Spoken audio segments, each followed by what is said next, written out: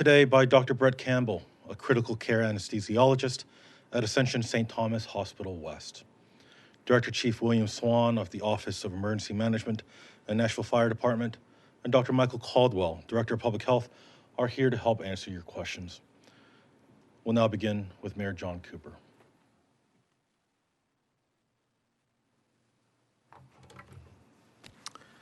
Good morning. As of today, Nashville is continuing to see the same increase in coronavirus numbers that required our decision to respond with a modified Phase 2 last week. Across the U.S., COVID-19 cases continue to surge, surpassing 3 million total cases nationwide. Dozens of hospitals in Florida have run out of ICU beds. California has had to add new intensive care capacity. Arizona has nearly maxed out of ICU capacity, and Texas reported a single-day record high of 10,000 new cases on Tuesday, also stretching its healthcare capacity. Yesterday, Tennessee also set a single-day record with almost 2,500 new COVID-19 cases. And this morning, Metro Public Health is reporting Nashville's worst day of confirmed cases on record at 688, with 8 confirmed deaths related to the virus. Our 14-day case average is 273, and our transmission rate is at a median of 1.23. Both metrics are in the red. Our local hospitals currently have 22% of ICU beds and 20% of floor beds available, which meets or exceeds our target of 20% for each of these metrics. And Dr. Jahangir will discuss our COVID-19 data in more detail momentarily. On Tuesday, I outlined several primary sources of COVID-19 infection identified by our contact tracing investigations, indicating that more than 70% of new cases now come from non-essential activities. Yesterday, the Texas Medical Association's COVID-19 Task Force and Committee on Infectious Diseases ranked 37 common activities on a scale of 1 to 10 for risk of coronavirus exposure and infection. Now, low-risk activities include grocery shopping and exercising outdoors. But the following activities were designated as moderate, high to high risk by the Texas Medical Association's committee and have also been confirmed by our public health experts.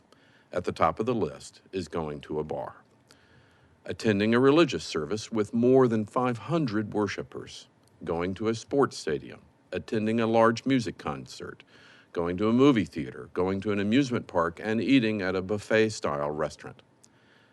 While many health experts predicted that Japan would be hit hard by the pandemic, that country has successfully flattened the curve of the coronavirus. And in addition to widespread adoption of face coverings, residents across Japan closely followed the 3 C's to successfully avoid infection: closed spaces, crowded places, and close contact settings, especially in those settings that involve loud talking.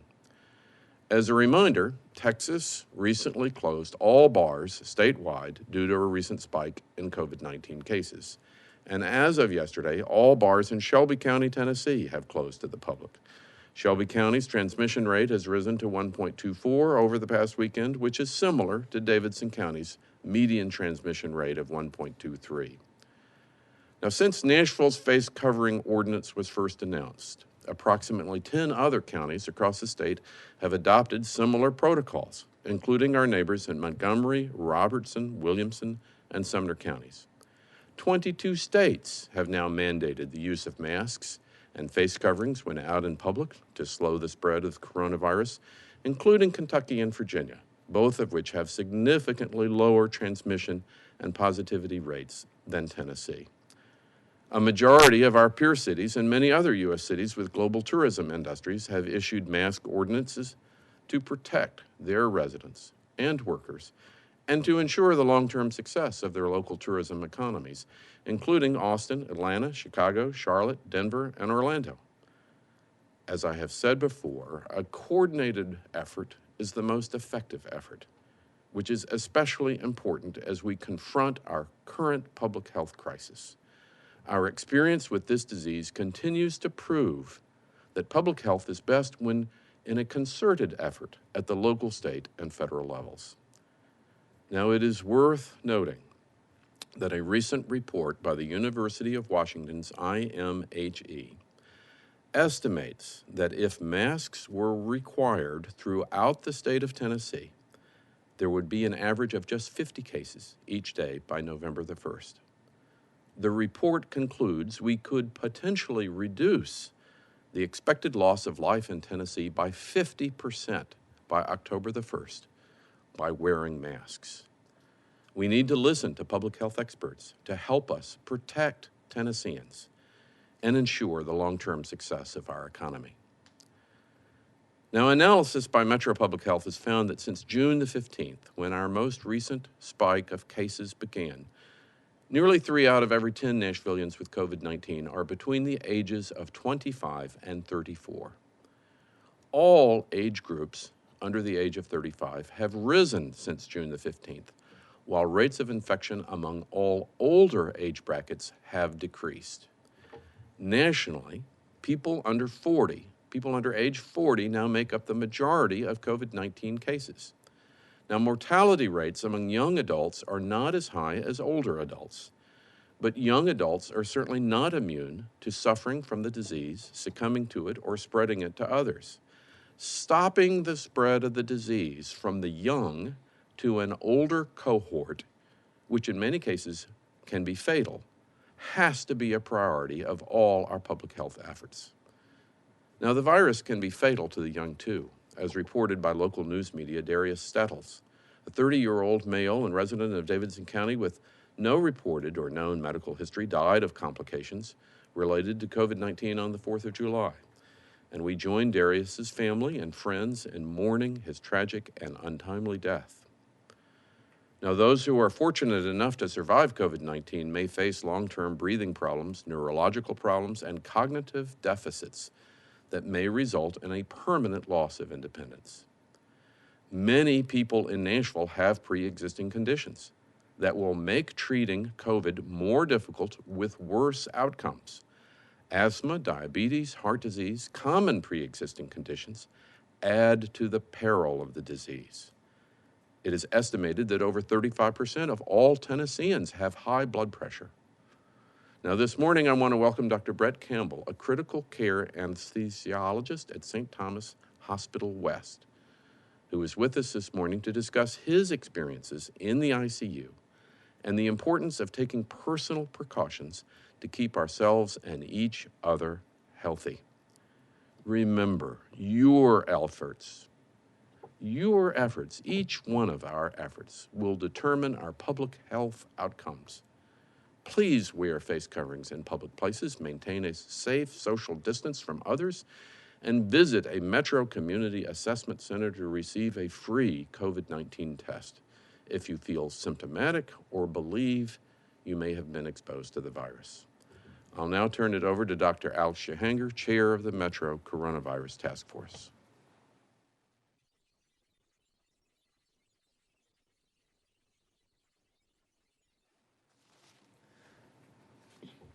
Thank you, Mayor Cooper, and good morning, Nashville. Here's the latest on coronavirus in Davidson County. We now have 13,425 confirmed cases. That's 1,088 new cases in just 2 days. There are currently 4,579 active cases in Nashville, and that's up 567 since Tuesday. 65% of all cases, or more than 8,700 residents, have now recovered from the virus.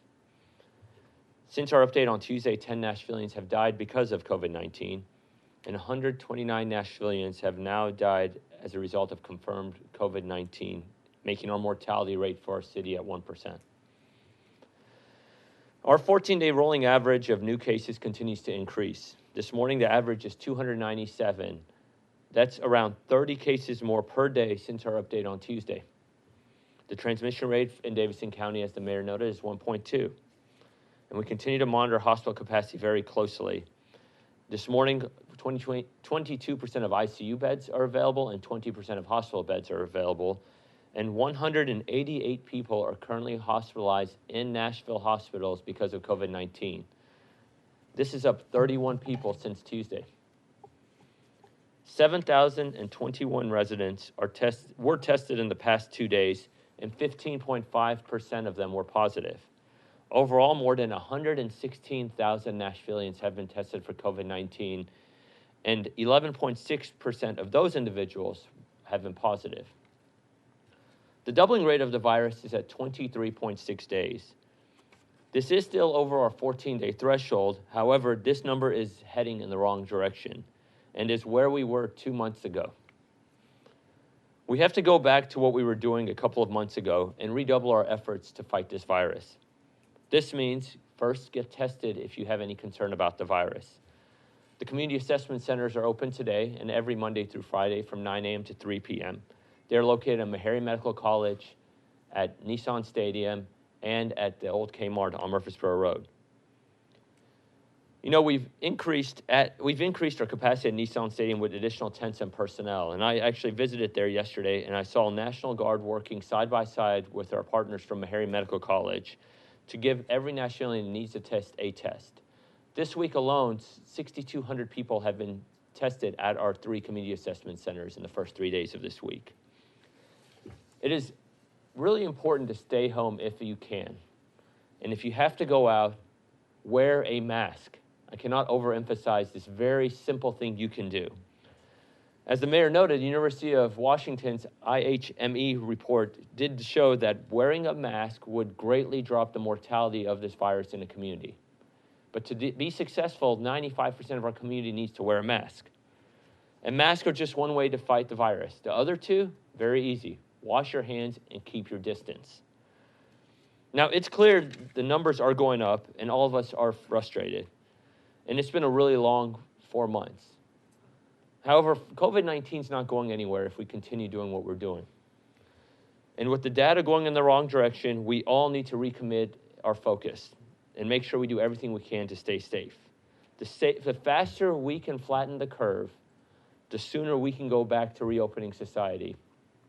I now would like to introduce Dr. Brett Campbell, an anesthesiologist and intensive care physician at St. Thomas Hospital. Thank you.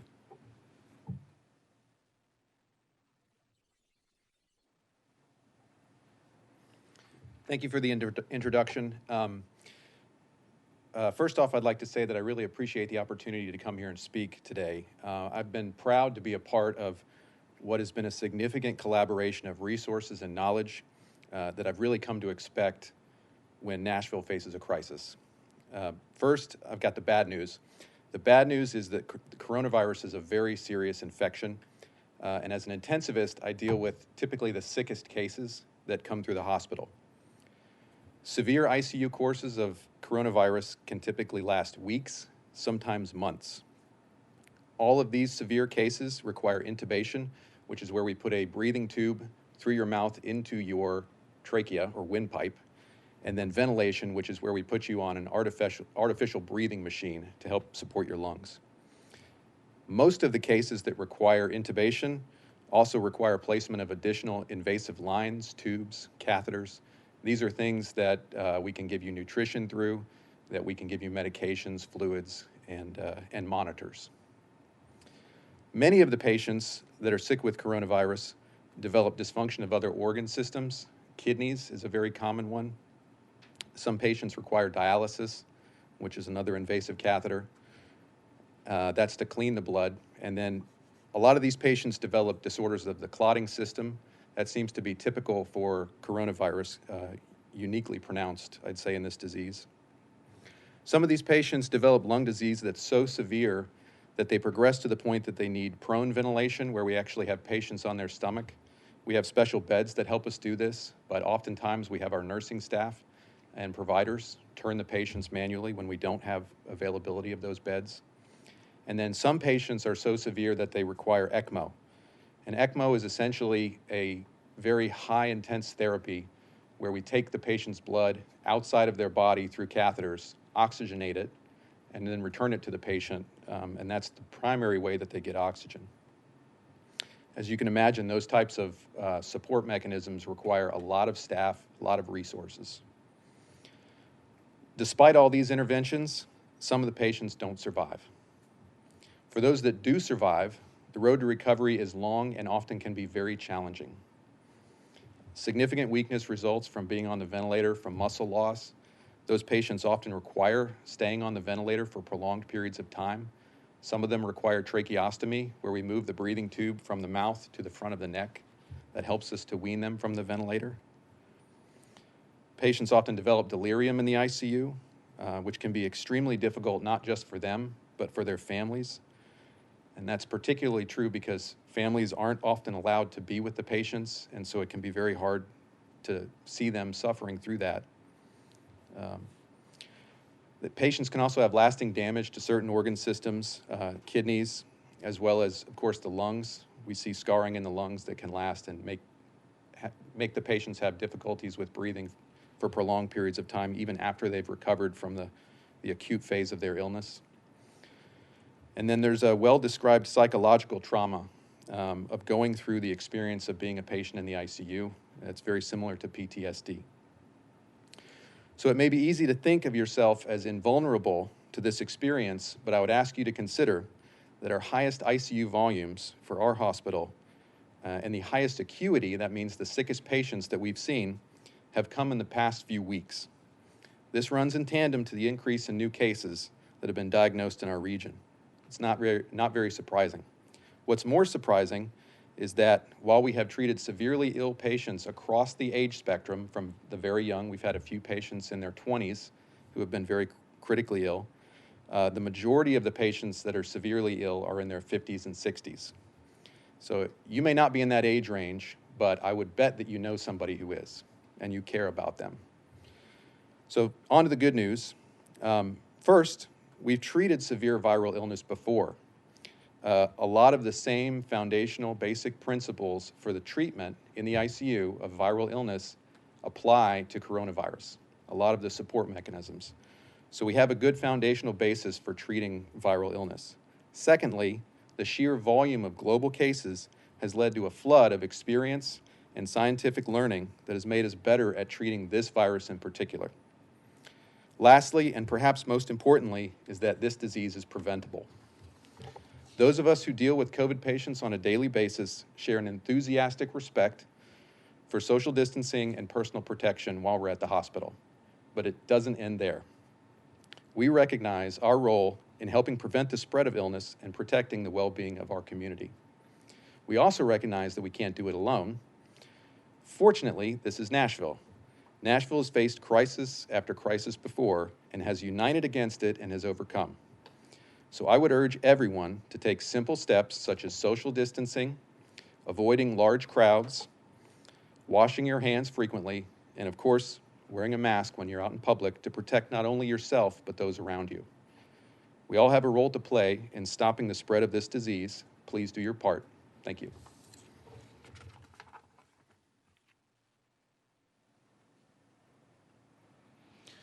Thank you, Dr. Campbell. We'll now begin taking media questions, starting with Nancy Amons at WSMV. Nancy. Hi, thank you. In light of today's numbers, is there any discussion of going back to phase 1? Can we flatten the curve with the virus spreading exponentially? Thanks. Thank you, Nancy. And here to answer your question is Dr. Jungir. Thanks, Nancy. You know, I think all options are on the table, frankly.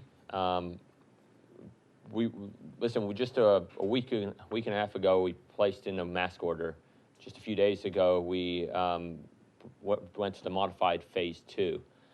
Let's see the impact of those. But I want to be very clear. Wearing a mask is extremely critical. Having a regional approach to this is extremely critical. So again, I want to reiterate what I said at our last press conference, is I really need leadership from our counties around Nashville, because we are not in isolation here.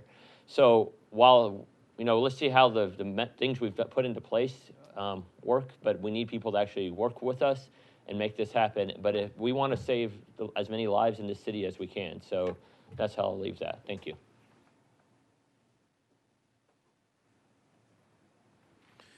Blake Farmer at WPLN, you're on the air.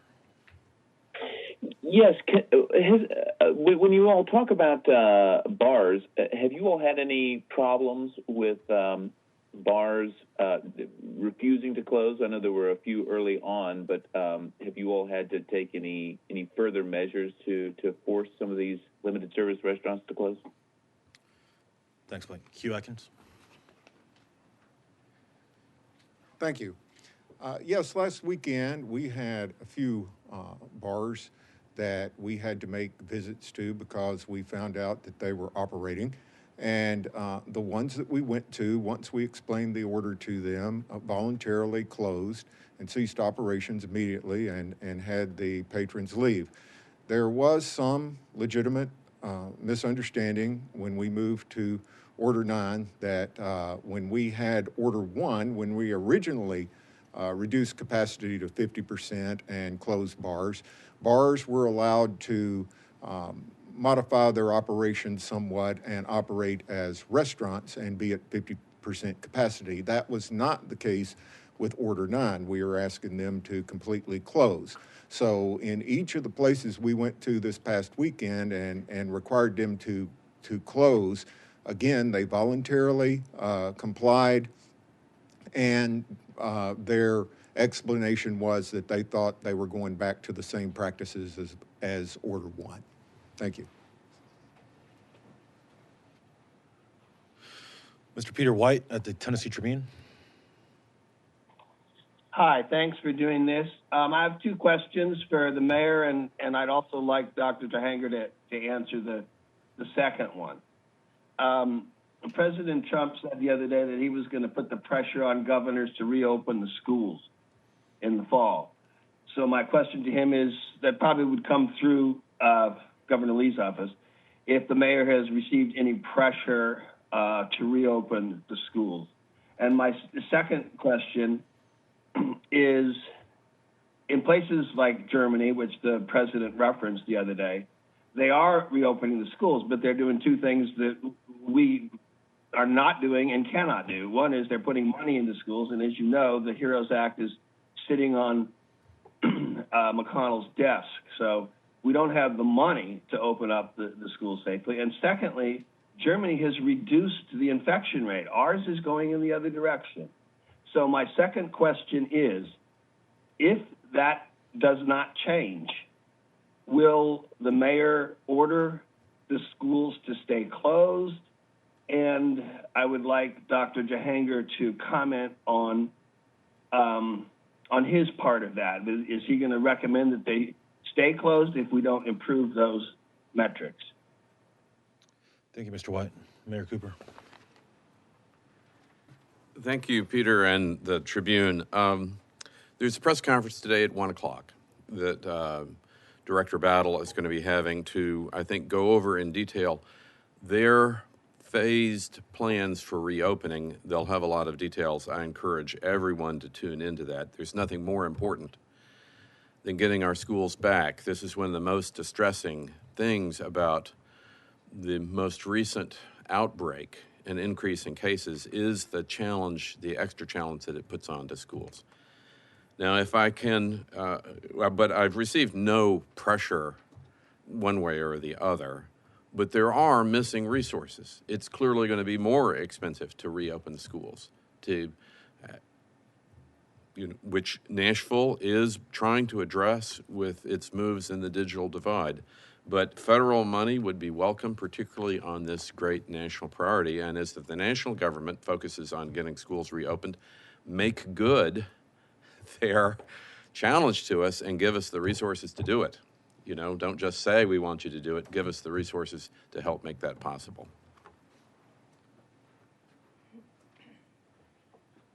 Thank you, Mr. White. As you know, I've co-chaired the Nashville plan for schools with Dr. Battle. Our committee kind of set oversight for guidance for all types of school systems, right? So private, public, parochial, and charter. And what I learned personally through that process is that each school has a different context in which they work with in regards to starting times, in regards to student populations and facilities, and operating requirements that make it a very different decision within each of these contexts.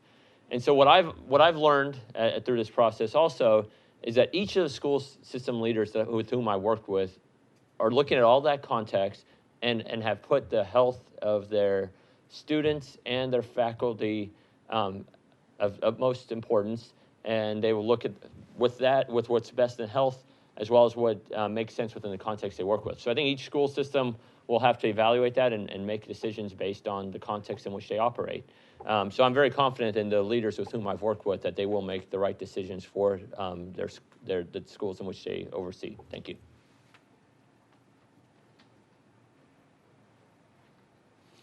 Kara Hartnett at the Nashville Post. Hi, thank you. I have two questions. Just piggybacking on that last one, Mayor Cooper, what are other aspects of the state or federal response that are impeding on your ability to respond to the virus here, short term or long term, and what sort of efforts are you pushing for those?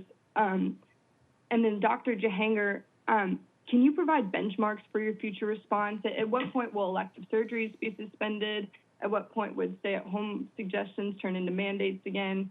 And will restrictions go back and forth like that, like we've seen recently, until there's a vaccine? Or are you starting to see a sort of sweet spot in your response efforts that may become just a more consistent rule? Thank you, Kara.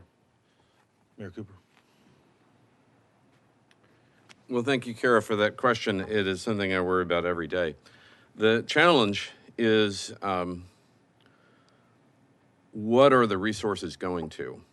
Every city, every state is kind of on its own in improvising worthy solutions to meet the needs of the community, but so much is left unaddressed. Who pays for tests? Do we pay for contact tracing? Who's paying for PPE in schools? Who's helping us cover the digital divide? The broken social safety net in every community. The unclarity about is there going to be additional federal help for what?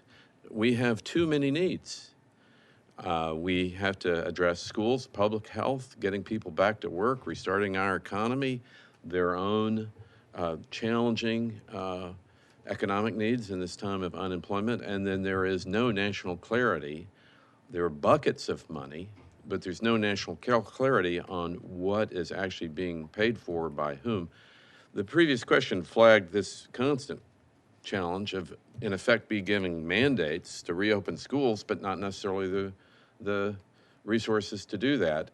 The national quest for testing, who's paying for testing? Who's paying for contact tracing? Are we allowing every community to be only as good as its local efforts? And its local funding. So anyway, you hear me express my frustration, but I don't think I am at all different. I'm frequently on conference calls with other mayors. Every single mayor in the country has the same set of questions. And I suppose they do at states as well.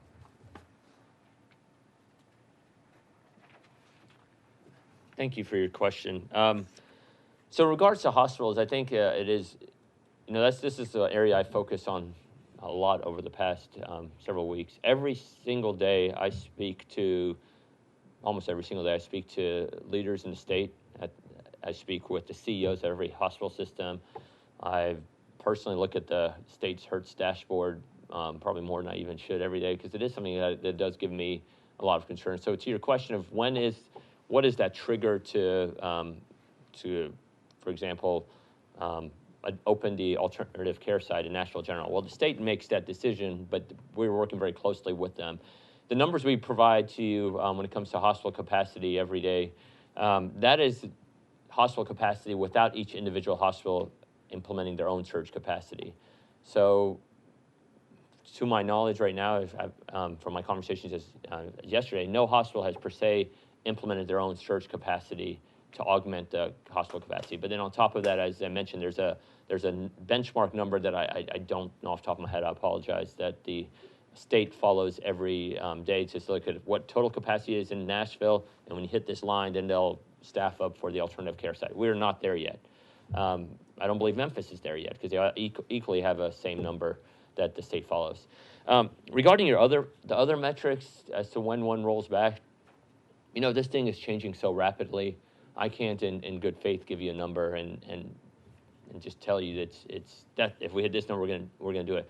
I do think mortality rate, hospitalizations, these are really critical right now as we move forward. And I wish I could give you more, but I really do want to, as I mentioned in an earlier question, I really do want to see what the impacts of the mask mandates we've given our city is, as well as rolling back to a modified phase 2. So let's see how we do over the next few days or maybe week, but that is something we're going to watch very carefully. Thank you.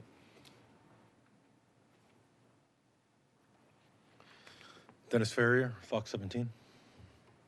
Thank you so much. With the, this is for Mayor Cooper, with the kind of disappointing turn of the COVID and the cases spiking and, being in phase 2, and we have now, we're looking, businesses at 50% for March, April, May, June, July, maybe even August, September. We don't know where it ends. They're without question going to have their worst year ever, and restaurants at 50%, as we all know, do not make money at all. They lose money, but it's better than being closed.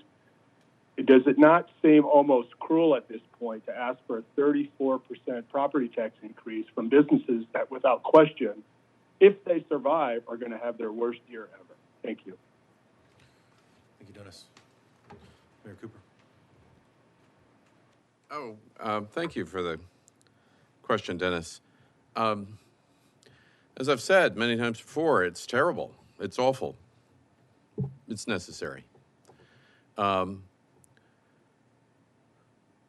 The loss of revenue, and every single other locality is going to deal with the same problem. The loss of revenue, the sales tax revenue, of which local government is often built on, requires the shift in revenue, frankly. Otherwise, you are going to have massive furloughing of the whole city government, which I do believe we need to get back to work. And often left out of this discussion is that the new tax rate here in Nashville is really below what it was 3 years ago. It's below what it was 3 years ago. Let's just say that a third time. It's below what it was 3 years ago. This is not some spike that is afflicting our local businesses. This is, unfortunately, having to pull back what was the lowest tax rate in the lowest tax state and the lowest tax city in America. So it's terrible, and it couldn't be worse timing for us to do it. But any other course which would jeopardize our ability to be in business as a city. One of the things that happened on July the 1st is we are open for business as a city. Otherwise, we had run out of cash. We would not be able to pay our employees. We would not be able to pay public health or police or teachers or be in any position to be back to work. So I get it that you're able to say that this is the worst possible time. Of course it is, but the history of Nashville budget practices really had put us already in a hole, and then the COVID put us into an additional hole that we had to walk back, frankly, an abnormally low tax rate to what is still below our historic rate and below what it was even 3 years ago. So it's something that I and the council felt as stewards of the community. It was an unfortunate but necessary thing to do, but that is leadership. And that's going to be leadership on wearing masks and walking us through the phases to be able to get us back to work. And for every business that's having the worst year that they've had in years, that is your motivation for asking people to do the right thing in public health. It is in your interest to get us back to work, right? Every one of us needs to look at each other and say, have we done what we need to do on social distancing today? Have we made sure that we are all wearing a mask? The sooner that we adopt a better health social protocol, the sooner we can get back to work. And the degree that we allow ourselves to slip backwards and be inattentive to this virus, the virus will not allow it. We cannot pretend when it's over. It is over when it's over. And we're going to have to walk through that carefully and rely on each other. This is the challenge to America. For success here, we have to work together. And sadly, in America, that's become hard to do. But we can do it, and we will.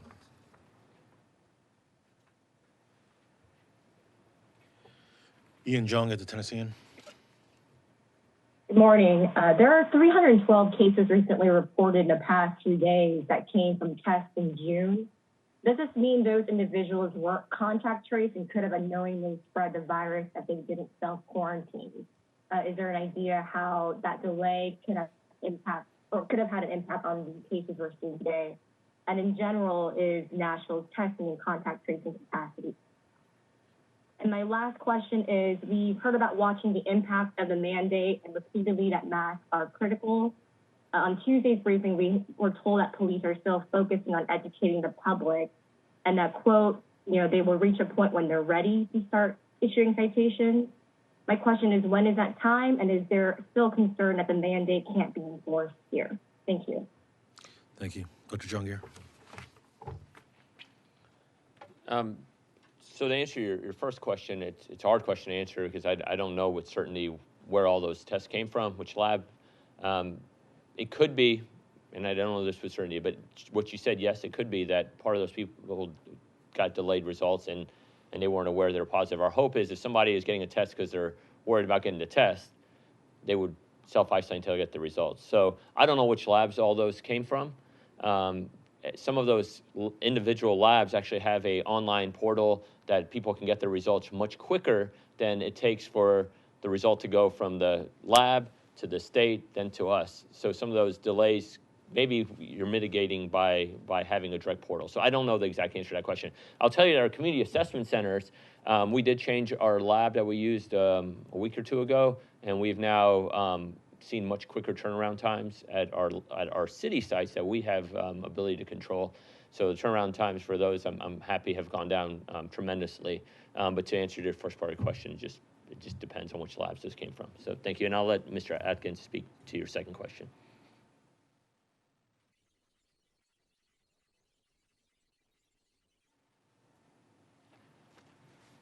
Yeah, on the mask mandate, first of all, I'd like to thank Dr. Campbell for his presentation today and the graphic description of what these coronavirus patients face when they're in ICU. And it frankly boggles my mind that after hearing something like that, that every thinking and compassionate citizen wouldn't pick up a mask before they went outside. But that being said, we have been working with the police department, and as the questioner said, they have been warning and giving out information about the mask mandate. We have been in discussion with Metro Nashville Police Department in the last couple of days. The last little thing they're ironing out is the legal process for how those citations will be handled once they're issued. Once that's ironed out, the citations will start to be issued to individuals that are found not wearing them. Thank you. Brett Kelman at the Tennessean. Brett? Hi, good morning, everyone. I want to revisit the question about the 312 delayed reports mentioned by Ihan a second ago. Okay. So I understand Dr. Jahangir's point that some of those people might have not been told they were infected, and some of them might have found out through a portal that is independent from the city.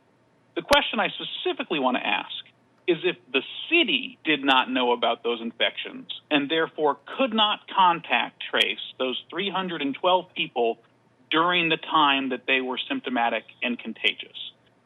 Because if that is the case, the damage that could be done by 312 people is obviously significant. So I'm specifically asking if the city knew about these people in a time that it could effectively contact trace them.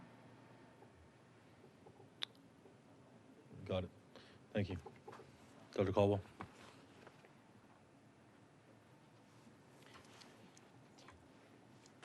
That's a really important point, and I think Dr. Jahangir said it best earlier, that if somebody is going to get tested, they should already be suspecting that they may be infected and need to do everything that they can to try to protect themselves. Contact tracing does happen at the time that we are informed of a positive lab result, but we do get informed in other ways. So while some of these tests may have been delayed and some of the contact tracing outreach may have been delayed, I think our overall message is to everybody that you must assume that you are carrying COVID. You must always assume that and wear your face covering. You must always socially distance, because whether or not we can do the active contact tracing in a timely fashion, every single one of us should assume that we can give this COVID. Dr. Jahangir. And Brett, frankly, that's one of the reasons we've changed our community assessment center labs. It's not acceptable for us to have this delay, period. And so I think the concern you bring up is a very valid one, and there's probably some truth to what you said, but that is one of the reasons in fact, maybe one of the main reasons we've changed our lab to the lab we're using now, which has much quicker turnaround time. So thank you. Our last question today is from Nayeli Alamia at 96.7 FM. Hi, good morning. Dr. Alex Jahangir, you mentioned that we have to wait and see how the modified phase 2 works out before making any changes. Mayor Cooper mentioned more than 70% come from non-essential activities. Could we go back to phase 1 if the cases keep increasing within the next weeks? And how long in advance will you let the public know before those changes are officially made, now that business owners may need to, for example, restaurants, may need to know ahead of time? When the modified phase 2 happened, it was a 1-day notice. And Mayor Cooper, with the tax increase, several businesses have decided to close because of COVID and because of property tax increase. Will there be any help for those that have not been able to recover economically? For example, will there be like an extended time for them to pay those taxes? Thank you. Thank you. Oh, I'm sorry. Do you mind repeating your second question about, you mentioned something about an extension, Nayela? Yes. Will there be any help for those businesses that have not been able to recover economically? So will there be like possibly an extended time to make those payments? You're talking about for property taxes? Yes. Thank you. Mayor Cooper will address that question first. Thank you. And let's use your question as a platform. There are lots of programs that I encourage businesses. The first thing is to get businesses restarted. That's going to require social distancing and people wearing masks, people complying.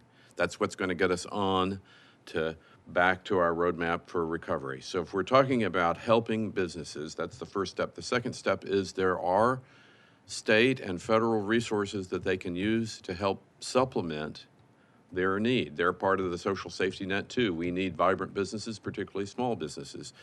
By last count, I think there was $100 billion of loans from the Small Business Administration that had not even been applied for. I encourage businesses to apply and to reapply at this point and contact my office if we can facilitate those applications.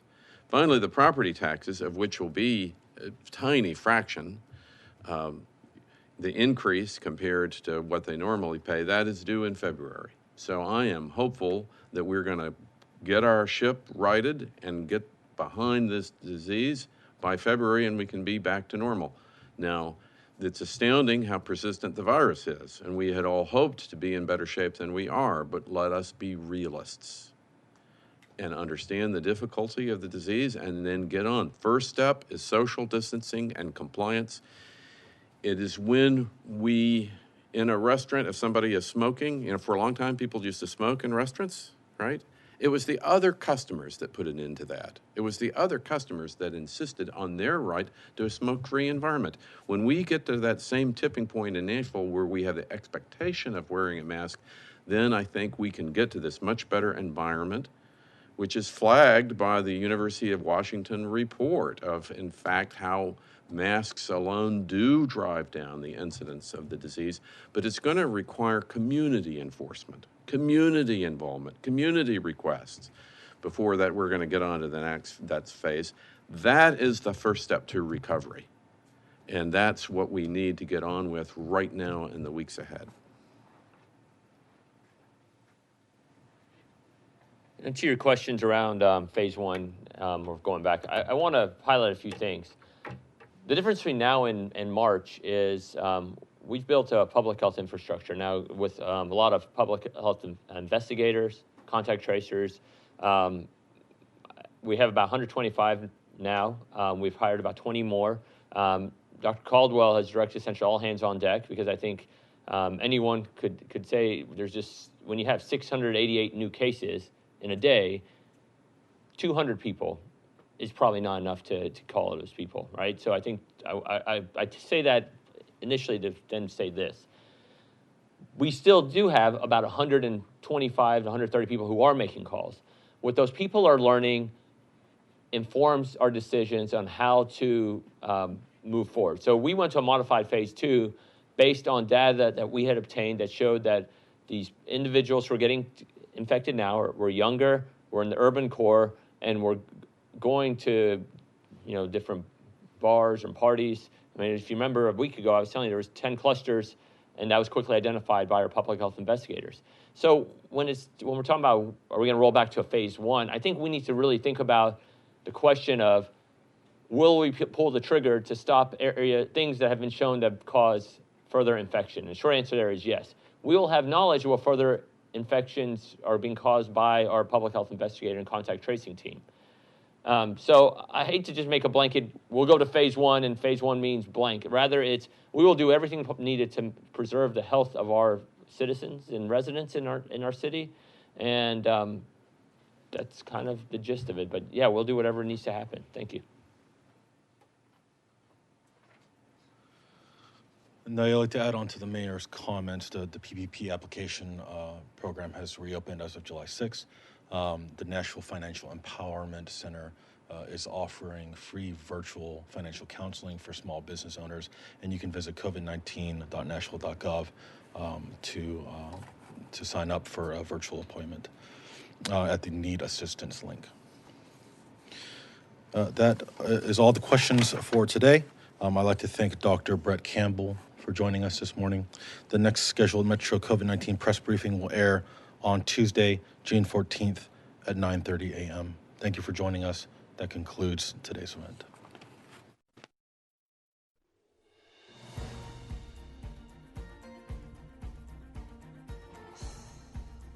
This has been a service of the Metro Nashville Network. If you would like to see this presentation again, or for more information about this and other programs, visit nashville.gov.